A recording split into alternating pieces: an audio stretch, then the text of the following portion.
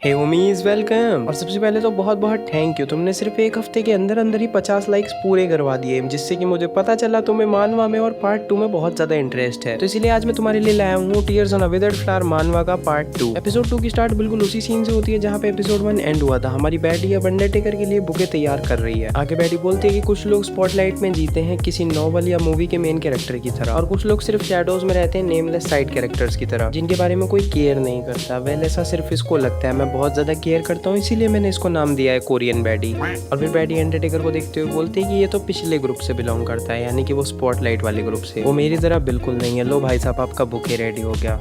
क्या बड़े नखरे हैं भाई तेरे यार, जो उसने बोला मैं इमोशंस के साथ बता रहा हूँ, चुपचाप सुन ले। और इसके बाद बैडी बोलती है कि मैं हमेशा से कुछ नहीं रही हूँ, ये मुझे अनुपमा जैसे क्यों लग रही है, और शायद इसीलिए उसने मुझ पर बहुत ज्यादा गहरा इंप्रेशन छोड़ा है, जबकि मैं किसी और चीज के बारे में सोचने के लिए अफोर्ड भी नहीं कर सकती। आई मीन वो सिर्फ ये दिखा रही है कि मैं कितनी बिजी रहती हूँ और मैं प्यार में पड़ चुकी हूँ, रोमांस मानवा स्टार्ट हो चुकी है। इसके बाद बैडी बोलती है कि काम और पतिदेव को छोड़ के मैं किसी और चीज के बारे में नहीं सोचती। यार बैडी की मन की बातों को साइड रखो, क्योंकि मन की बात तो बहुत लोग करते हैं पर सुनता कोई नहीं है। इफ यू नो मैं तो देशभक्त हूँ। इसके बाद कोवर्कर बोलती है ओ माय गॉड, उसने तो मुझे नोटिस भी नहीं किया, उसने मुझे बिल्कुल इग्नोर कर दिया, शायद वो तुम्हारी वजह से ही डेली यहाँ आता है। इसके बाद कोवर्कर बोलती है कि वो किसी और से बात भी नहीं करता और सिर्फ तुम्हारी शिफ्ट के समय आता है, जिसपे बैडी बोलती है कि मैंने उसे पहले कभी देखा भी नहीं है। जिसपे कोवर्कर उसे बोलती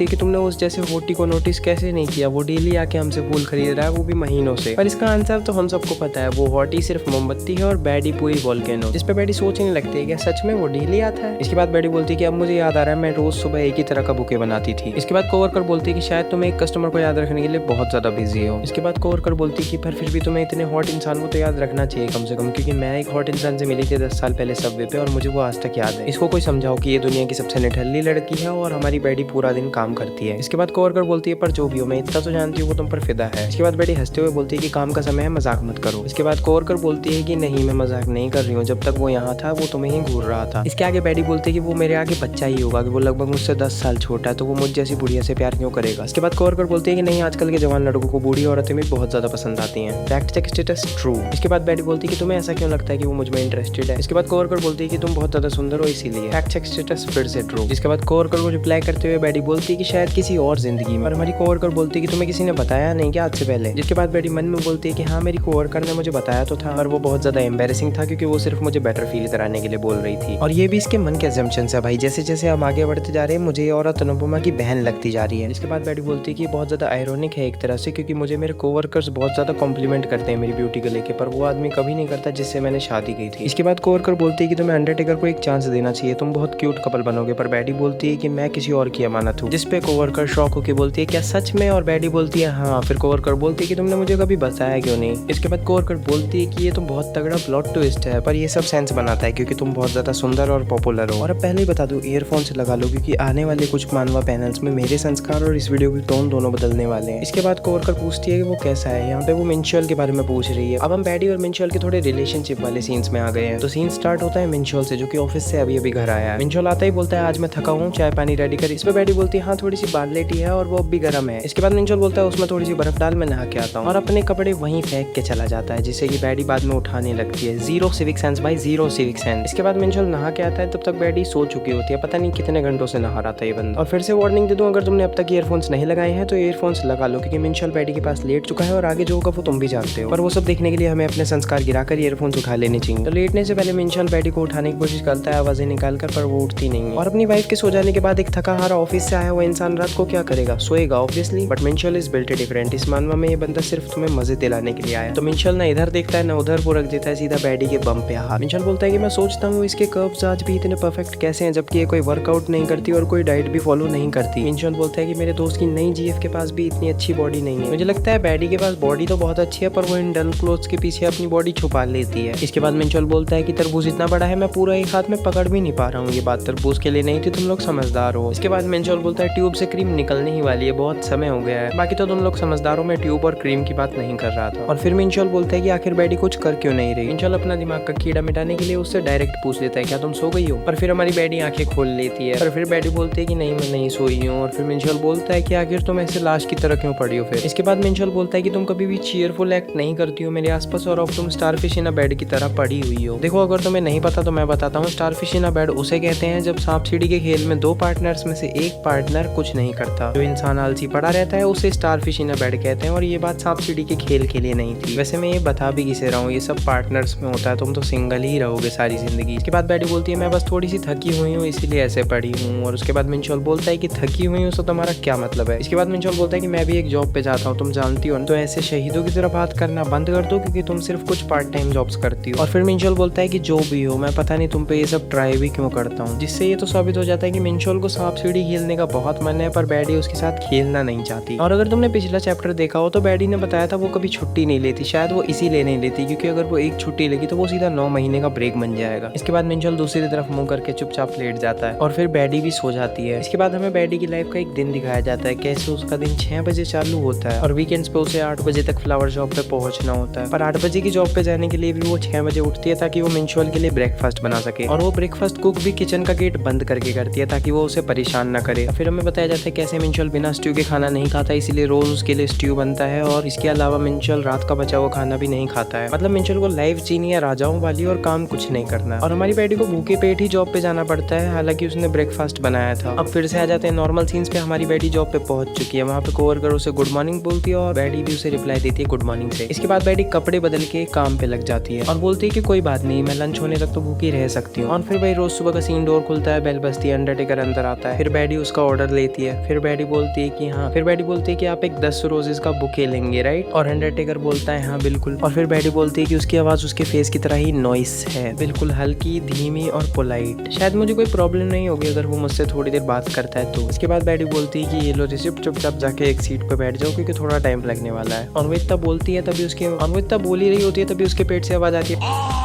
और अब बैडी ओवर थिंकिंग कर रही है कि कहीं अंडरटेकर ने सुन ना लिया हो, पर अंडरटेकर अपना मस्त फोन में लगा पड़ा है और बैडी बोलती है कि नहीं उसने नहीं सुना। तभी कोवर्कर देख लेती है कि अंडरटेकर बाहर जाके किसी से कोई सामान लाया है। और अब कोवर्कर सोच में पड़ चुकी है क्या ये उसका दोस्त है या फिर कोई और एकदम से कोवर्कर बोलती है कि इसकी तो चाल भी एक मॉडल की तरह है, ये पक्का 6 फुट से लंबा है। आई मीन अंडरटेकर है, 6 फुट से लंबा तो होगा ही। कोवर्कर मनी मन अंडरटेकर के पेरेंट्स को थैंक यू बोल रही है इतने ऑसम जीन्स देने के लिए। और इतने में अंडरटेकर का ऑर्डर रेडी हो जाता है और वो वहां से अपना ऑर्डर लेके चल देता है। पर बैडी देखती है कि जो सैंडविच अंडरटेकर ने मंगाया वो उसे वहीं छोड़ गया है। और बैडी अंडरटेकर के पीछे जाती है और बोलती है कि सर आपने अपना सैंडविच यहीं छोड़ दिया है। और अंडरटेकर बोलता है कि ये मेरी तरफ से छोड़ा हुआ तुम्हारे लिए एक गिफ्ट है। और फिर बैडी बोलती है कि सर मैं ये नहीं ले सकती, जिस पे अंडरटेकर बोलता है कि आखिर क्यों नहीं ले सकती। और अंडरटेकर बोलता है कि शायद मैंने तुम्हारे लिए कुछ पीने के लिए नहीं छोड़ा इसलिए तुम ये नहीं ले सकती। तो अंडरटेकर अपनी कॉफी का कप बैडी को पकड़ा देता है और बोलता है कि मैंने इसमें से सिर्फ एक सिप पी थी तो तुम ये कप ले जा सकती हो। जिसपे हमारी बैडी पूरी तरह से कंफ्यूज्ड है। और अंडरटेकर कप आके करते हुए बोलता है कि ये लो ये भी एक गिफ्ट है। जिसके बाद ये मानवा चैप्टर यहीं खत्म हो जाता है। पर अभी थोड़ी देर रुक जाओ, मुझे तुमसे कुछ बात करनी है। मैंने देखा कि बाकी वीडियो की कंपैरेटिवली तुम्हें ये मानवा ज्यादा पसंद आई है, तुमने इस पे जल्दी लाइक्स करवा दी और गोल भी कंप्लीट कर दिया था। मुझे कभी पहले किसी लॉन्ग वीडियो पे 50 लाइक्स नहीं आए पर तुमने सिर्फ 7 दिन के अंदर कर दिया। तो मुझे पता है कि तुम्हें ये मानवा बहुत ज्यादा पसंद है। तो मुझे तुमसे एक बात पूछनी है, क्या मैं इस मानवा को ऐसे ही चैप्टर वाइज कवर करता रहूं, एक एक चैप्टर पर वीडियो, या फिर मैं 4-5 चैप्टर एक साथ डाल दूं? ये चीज मुझे कमेंट्स पे जरूर बताना। और आज का गोल भी है 50 लाइक्स है कि तुम लोग नेक्स्ट पार्ट देख पाओ, तो इसलिए 50 लाइक्स भी आज से करवा देना। और तुम इस चैनल पे नए हो और तुम्हें ये मानवा बहुत ज्यादा पसंद है तो ऐसी और धमाकेदार मानवास के लिए इस चैनल को सब्सक्राइब याद से कर देना। और अगर तुम मेरे बड़के वाले फैन बनना चाहते हो तो इंस्टाग्राम और ट्विटर पे फॉलो कर लेना। मैं मिलूंगा तुमसे अगली किसी वीडियो में, तब तक के लिए गुड बाय। और हाँ, कमेंट्स पे जरूर बताना कि मैं 4-5 पार्ट एक साथ डालूं या फिर एक एक पार्ट ही ठीक है, क्योंकि आधे घंटे या 1 घंटे की भी वीडियो बनेगी तो मैं बना दूंगा। बस तुम लोग बताओ कि तुम्हें कैसी वीडियोस चाहिए।